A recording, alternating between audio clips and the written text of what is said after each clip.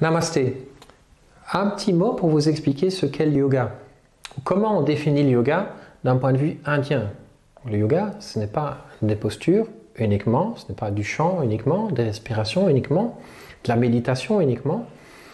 Le yoga, c'est une discipline qui vise à améliorer la qualité du mental pour que le mental petit à petit joue un rôle moins important et nous permette de nous connecter d'une manière toujours positive, de nous connecter sans attachement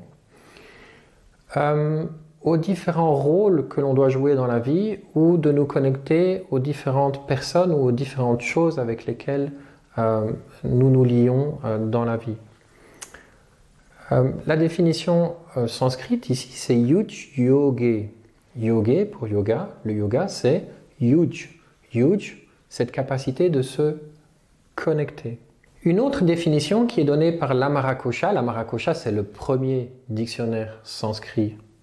C'est un dictionnaire ancestral. Ce n'est pas un dictionnaire actuel, basé sur l'étymologie actuelle. Cette définition c'est Sangati. Sangati, Sang, ça veut dire ensemble, Gati, ça veut dire aller. Donc par exemple, quand on inspire dans le yoga, on inspire, on gonfle la cage thoracique. Le dos s'ouvre légèrement. On fait un mouvement d'ouverture, par exemple, celui-là. La respiration va dans la même direction que la cage thoracique, qui va dans la même direction que le mouvement d'ouverture.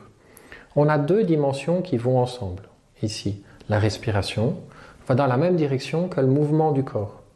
Ouverture, cage thoracique. Inspire, ouverture, les bras s'ouvrent et la cage thoracique s'ouvre. Le mental aussi est présent parce que pour arriver à aligner ces deux dimensions, le mental doit être présent. Donc on a déjà trois dimensions qui vont ensemble. Énergétiquement, les choses se relient parce que quand on inspire, on prend de la force, on prend de l'énergie. L'inspire est la phase respiratoire liée à la manifestation. Ça veut dire qu'après on a de l'énergie pour pouvoir faire des choses. Donc, si vous voulez, quand on utilise le yoga, on amène différentes dimensions de notre être dans la même direction. Et elles fonctionnent ensemble. C'est pour ça que le mental est plus calme après. Parce que là où on est d'habitude divisé, le mental pense à quelque chose, la respiration est agitée, le corps est dans une position dans laquelle il n'est pas vraiment confortable ou à l'aise. Dans le yoga, on ramène ces différentes dimensions et on va ensemble dans cette direction-là. On ramène une forme d'harmonie à l'intérieur. Et c'est grâce à cette harmonie, répétée d'une manière quotidienne, qu'on développe cette capacité à se développer d'une manière harmonieuse avec notre entourage. C'est pour ça, par exemple, que dans l'Amarakosha, on explique que le yoga, une des définitions du yoga, c'est Sannahana. Ça veut dire une protection. Comment pourrait-on être mieux protégé qu'en étant fluide avec soi-même, qu'en ayant diminué les obstacles qu'on a à l'intérieur de nous-mêmes? Je ne dis pas les avoir effacés. On n'est pas des illuminés. Les diminuer. Qu'en étant plus concentré. Qu'en s'étant connecté avec soi avant d'entamer quelque chose, pour voir l'état dans lequel on est, pour avoir augmenté son énergie, pour avoir augmenté sa concentration, comment ne pourrait-on pas être mieux protégé? Donc vous voyez, les définitions du yoga sont toutes en lien avec la qualité de la vie, avec la qualité de l'environnement, avec le lien avec soi. Rien à voir avec toutes les postures Instagram, Facebook, qui d'une certaine manière diminuent la qualité du yoga. Il y a encore énormément de définitions du yoga, mais celle qui me tient à cœur, ce sera celle du Vini Yoga. Le Vini Yoga, c'est la tradition dans laquelle on s'inscrit.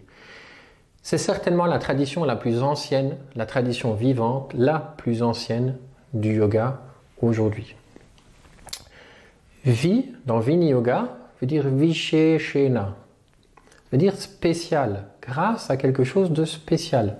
Spécial d'abord parce que c'est unique. On a tous une manière de pratiquer le yoga différente. Spécial aussi parce qu'on va développer un lien particulier. ou au moins le temps de la pratique, ou ensuite avec soi-même, et comme je vous l'expliquais tout à l'heure, avec notre environnement. Nitaram, parce qu'on va pratiquer tous les jours, et on va essayer d'avoir une connexion qui est constante. Nitaram voulant dire constant. Nitaram veut dire constant. Donc, Visheshena Nitaram, grâce à quelque chose de constant et de spécial, et le mot yoga, vous le savez maintenant, c'est connexion. Donc, le Vini Yoga, c'est une pratique adaptée, appropriée, différente pour chacun, qui nous permet de développer cette connexion particulière qu'on peut avoir avec nous-mêmes ou avec le monde et avec les gens avec lesquels on vit. Donc le but du yoga, c'est d'améliorer notre santé mentale, notre bien-être, notre qualité de vie. Et pour ça, il faut pratiquer. Et il faut pratiquer sous les conseils d'un professeur qui lui-même a pratiqué et qui connaît les outils du yoga. Et avec qui on peut avoir une relation ouverte et fluide. Vous voyez, on s'éloigne un peu du yoga publicité, par exemple, dans lequel on voit des publicités pour des télécoms, dans lesquels on essaie de nous vendre un abonnement GSM ou toutes des choses comme ça. Le yoga est quelque chose de plus profond, le yoga est quelque chose de plus intime. Voilà. Namasté, chers amis, et bonne pratique.